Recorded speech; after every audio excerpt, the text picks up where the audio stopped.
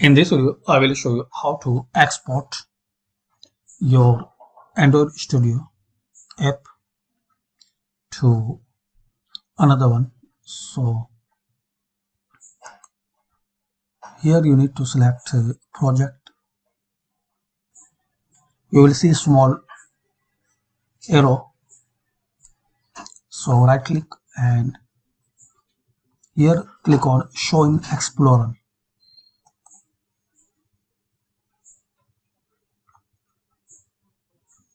Now you will see your app data. So these all are your application project file. Select all, right click, now compress to zip file